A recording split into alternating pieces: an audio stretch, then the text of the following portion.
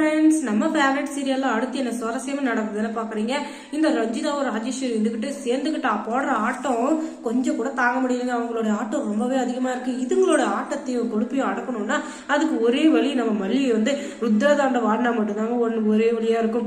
ஏன்னா அவங்க அமைதியா இருக்கிறதுனால தான் அவங்க ரெண்டு பேரும் தலைக்கு மேல ஏறி ஆடிட்டு இருக்காங்க. அவங்க ரெண்டு பேருக்கு ஏதாச்சும் ஒரு புல் ஸ்டாப் வைக்கணும்னா அவங்களுடைய ஆட்டத்தை ஆரம்பிச்சுதான் ஆகணும் அப்படின்னு சொல்லிட்டு பயங்கர கோவத்துல வந்து நம்ம மல்லி இருந்துகிட்டு தடால் புடால் அந்த ராஜேஸ்வரியை போட்டு படாபடான்னு அடிச்சு விட்டுறாங்க. அதுக்கும் மேல கேள்வி கேட்ட எதிர்த்து இந்த ரஞ்சிதாவையும் பொழந்து கட்டிடுறாங்க. எவ்வளவு தைரியம் தான் என் அண்ணன் கொண்டு வந்த சீரை இப்படி பண்ணிருப்பீங்க, உங்களுக்கு எல்லாம் கூட பிறந்த அண்ணன் தம்பி யாருமே இல்லையா, இப்படி எல்லாம் இருந்தா நீங்க இப்படி எல்லாம் பண்ணிருப்பீங்களோ அப்படின்னு சொல்லிட்டு பயங்கர கோவத்துல சண்டை போட்டு இருக்கிறாங்க. அந்த நேரம் பார்த்து வந்த விஜய் இருந்துகிட்டு பெரிய இவன் மாதிரி ஓவரா சீனை போட்டு இருக்கான்.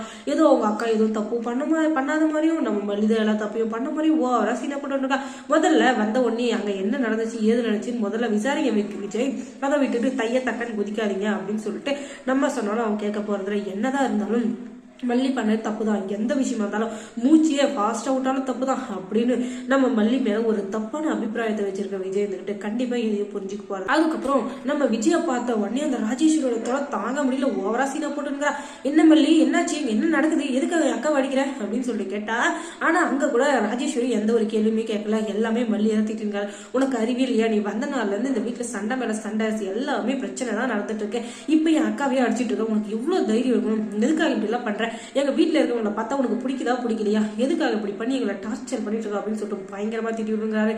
எல்லா விஷயத்திலும் என்னவே நீங்க குறை சொல்றீங்களே, என் அண்ணன் இன்னைக்கு நீங்க ரெண்டு பேரும் எங்க வீட்டுக்கு சந்தோஷமா வரீங்களோ அன்னைக்கு தான் நானும் உங்க வீட்டுக்கு வருவேன் அப்படின்னு சொல்லிட்டு வீட்டு வெளியிலே இருந்துட்டு அந்த சீரை கொடுத்துட்டு போயிட்டாரு. சரி போயிட்டாரு விட்டுருங்க, ஆனா என் தன்னை என்று வந்த அந்த வேட்டியும் சரி எதுக்கு அவங்க கிழிச்சு போடணும் நீங்களே சொல்லுங்க அப்படின்னு சொல்ல, நீங்க இந்த தப்பை பண்ணீங்களா, எதுக்காக அப்படி பண்ணீங்க சொல்லுங்க அக்கா சொல்லுங்க அப்படின்னு சொல்ல, நான் எதுவும் பண்ணல ரஞ்சிதா தான் அப்படின்னு ஒடிப்பாவி என்ன மாட்டி விட்டாலே கெழுட்டு போதும் அப்படின்னு சொல்லிட்டு எதுக்காக ரஞ்சிதா அப்படி பண்ணேன்னு சொல்லிட்டு வெளுத்து விட்டுறாரு. அதுக்கும் மேல மல்லியும் செம்ம கோத்திருக்கிறாங்க.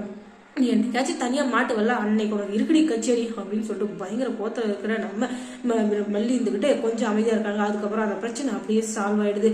சரி ஏதோ தெரியாம பண்ணிட்டா விடு, நான் வேணா உனக்கு புதுசா வாங்கி கொடுத்துறேன் அப்படின்னு. புதுசா வாங்கிக்கலாங்க, ஆனா பாசத்தோட என் அண்ணன் கொண்டு வந்த சீரை திரும்பவும் வாங்க முடியுமா அப்படின்னு சொல்லிட்டு நம்ம மல்லி ரொம்ப ஃபீல் பண்றாங்க. என்னதான் இருந்தாலும் என் அண்ணனுடைய பாசத்துக்கு ஈடாகுமா அப்படின்னு சொல்லிட்டு பார்த்தா, ஓஹோ இவ பெரிய பாசத்தை கண்டுபிடிச்சிட்டு இருக்கிறா, அவ்வளவு பாசமா இருக்கிற சீரு சேனத்தி தங்கம் வயிடும் எல்லாத்தையும் கொண்டு வந்து கொடுத்து சீரை கொடுத்துட்டு போறது. அதை விட்டுட்டு ஏதோ ஒரு 10 ரூபாய் சேலையும் 10 ரூபாய் பொடியும் கொண்டு வந்து கொடுத்துட்டா அவன் பெரியவனா அப்படின்னு சொல்ல, அதை வச்சு என் அண்ணன் பாசத்தோட கொண்டு வந்து கொடுத்துருக்காரு, அதை பத்தி பேச உங்களுக்கு அருகதே இல்லை அப்படின்னு சொல்லிட்டு போயிடுறாரு. என்னைக்காச்சும் தனியா மாட்டுங்கடி மாவளர்களே உங்களா, அதுக்கப்புறம் இருக்குடி அப்படின்னு சொல்லிட்டு பயங்கர கோத்தல இருக்காங்க மல்லி. அதுக்கப்புறம் தனியா ஒரு இடத்துல மாற்றா இந்த ரஞ்சிதா. ரோட்ல தனியா நடந்து போயிருக்கிறப்ப ஓவரா பேசுறா இந்த ரஞ்சிதா. என்னன்னா உன் அண்ணன் கொண்டு வந்த 10 ரூபாய் சேலையோ 10 ரூபாய் இது கட்டலையா, இன்னைக்கு நல்ல நாளாச்சு அதனால அதைதான் கட்டிருப்போம்னு நினைச்சேன் அப்படின்னு சொல்ல, அந்த நேரம் பார்த்து யாரும் இல்லாதனால பொழந்து ஏத்துறாங்க மல்லி.